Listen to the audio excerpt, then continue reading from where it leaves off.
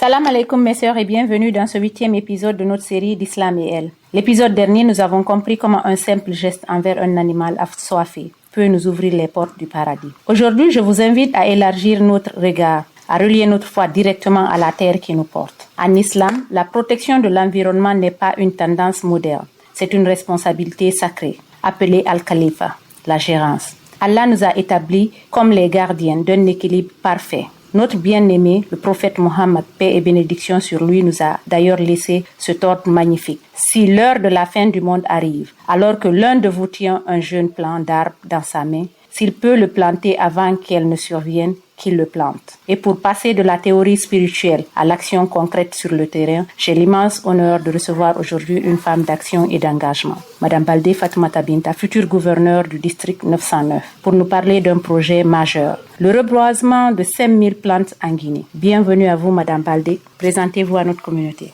Malaikum salam wa rahmatullahi wa barakatuh, ma chère sœur. C'est un immense plaisir et un honneur que je suis parmi vous aujourd'hui sur l'Islam et elle. Pour me présenter, je m'appelle Baldé Fatoumata Binta.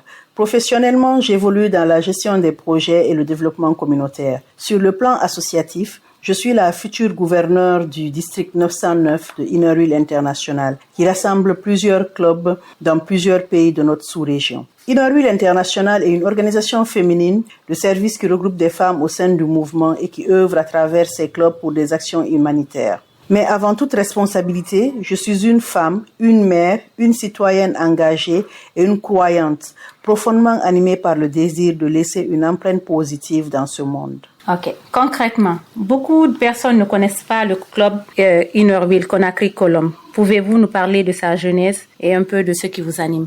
Le club Inner Wheel Colombe fait partie du grand mouvement Inner Wheel International, qui est l'une des plus grandes organisations féminines de services volontaires au monde, comptant plus de 100 000 membres répartis dans plus de 100 pays. Elle est affiliée au Rotary International. Elle met l'accent sur des valeurs de véritable amitié, de services personnels rendus aux communautés locales. Le club Conakry Colombe a été créé en 2021 à l'initiative des épouses du Rotary doyen, en s'inscrivant dans la dynamique du mouvement Inner Wheel International.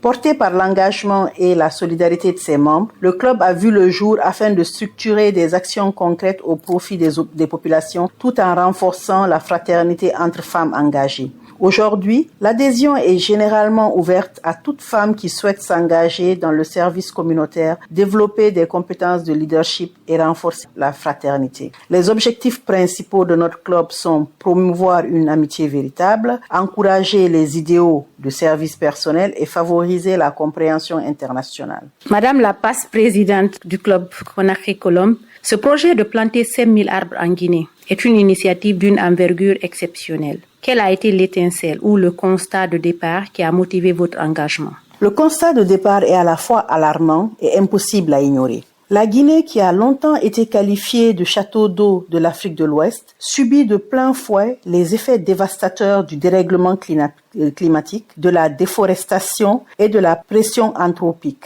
Nos cours d'eau tarissent, nos saisons s'acharnent. L'étincelle est venue d'une double responsabilité. D'une part, la vision de Inner Wheel International qui fait de la préservation de l'environnement un de ses axes stratégiques. D'autre part, de notre devoir patriotique et moral. En tant que futur gouverneur, je me suis dit que nous ne pouvons pas regarder notre patrimoine vert s'effondrer sans agir massivement. L'ambition de planter 5000 arbres est née de cette volonté de passer des discours aux actes de terrain forts pour redonner à la Guinée son éclat datant. Merci. Mais un tel projet d'une telle dimension ne se fait pas seul. Pouvez-vous nous parler des partenariats stratégiques que vous envisagez de mettre en place? Vous avez totalement raison, ma sœur. Le partenariat est la clé de voûte de toute action durable. L'Inner Wheel Conakry Colombe va agir comme un catalyseur. Nous allons avoir des partenariats avec le ministère de l'Environnement et du Développement durable, avec qui nous allons travailler main dans la main pour s'aligner sur la politique de reboisement. Ce sont eux qui vont nous guider sur les choix des sites à restaurer et des essences d'arbres adaptées à chaque écosystème.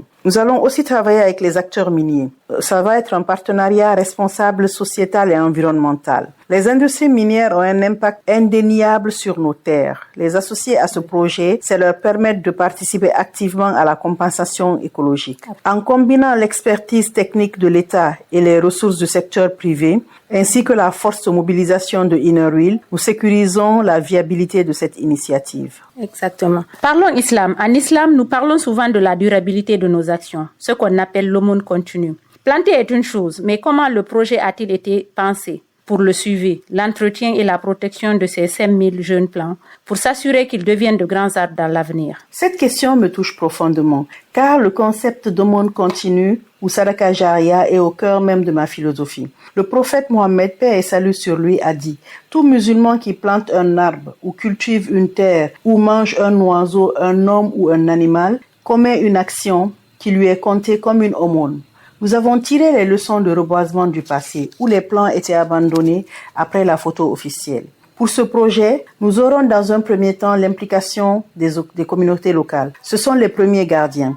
Nous signerons des chartes de gestion avec les villages riverains. Ensuite, il y aura un suivi technique. Un budget et un calendrier de suivi, arrosage, protection contre le bétail et lagage seront intégrés sur les 3 premières années critiques. Enfin, la technologie. Nous envisageons un géoréférencement de chaque parcelle pour suivre leur évolution. Planter est un acte de foi. S'assurer que l'arbre grandit est un acte de responsabilité. Merci. Ok, notre podcast généralement s'adresse aux femmes et à leur impact dans le... Quel est le rôle des femmes et de la jeunesse guinéenne dans ce projet? Les femmes et les jeunes ne sont pas que des simples bénéficiaires. Ils sont le moteur principal de ce projet. En Guinée, ce sont les femmes qui gèrent les foyers, l'accès à l'eau, l'accès à l'eau et à l'énergie de cuisson. Elles comprennent viscéralement l'importance de l'arbre. Nous allons les impliquer activement dans la gestion des pépinières, ce qui créera aussi des micro-revenus pour elles.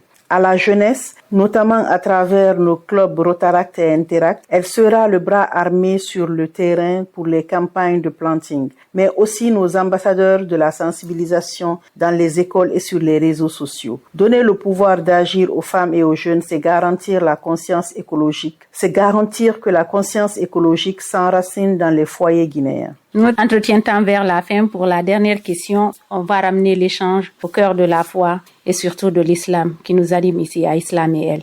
J'aimerais vous poser la dernière question, elle est personnelle. Quel est le nom d'Allah que vous préférez, qui résonne le plus en vous et pourquoi vous inspire-t-il? C'est une magnifique question pour clore notre échange. Le nom d'Allah qui résonne le plus profondément en moi et qui guide mes pas est Al-Khaliq, le Créateur, intimement lié à Al-Mushin, le bienfaiteur, celui qui perfectionne toutes choses. Quand je regarde la nature, la perfection d'un arbre, l'équilibre parfait de l'écosystème qu'Allah a créé, je suis saisi de gratitude et d'humilité. Cela m'inspire 2 choses au quotidien. D'abord, un immense respect pour sa création que nous avons le devoir de protéger. Nous sommes tous les lieutenants sur terre, les califats. Ensuite, cela m'impose la recherche de l'Isham, l'excellence. Si nous menons une action, que ce soit avec InnerWheel ou pour notre communauté, nous devons la faire avec la plus grande rigueur, la plus grande pureté d'intention et la recherche de la perfection. C'est cette force-là qui me pousse à me dépasser chaque jour. Le Créateur est le bienfaiteur. C'est par ces mots que nous terminons cet entretien. Un immense merci à vous, Madame Baldé Fatoumata Binta, pour votre clarté, votre leadership, la profondeur de votre spiritualité et pour avoir rappelé que chaque arbre planté est une promesse d'avenir pour notre précieuse Guinée. Le défi que je vous propose cette semaine sur Islam et Elle, mes sœurs, c'est de vous connecter à cette dynamique. Ne voyons plus l'écologie comme une contrainte, mais comme une adoration. Réduisez le gaspillage d'eau, préservez la nature autour de nous. Et si vous le pouvez, soutenez ce magnifique projet de 5000 plantes. Devenons les gardiennes fidèles que notre Créateur attend de nous. Merci à toutes et à tous pour votre fidélité. Venez me dire en commentaire ce qui vous inspire cet échange avec Madame la future gouverneure du district 909. Prenez grand soin de votre foi. Salam alaikum. Vous êtes malade ou vous avez un proche à évacuer, mais vous ne savez pas comment vous y prendre?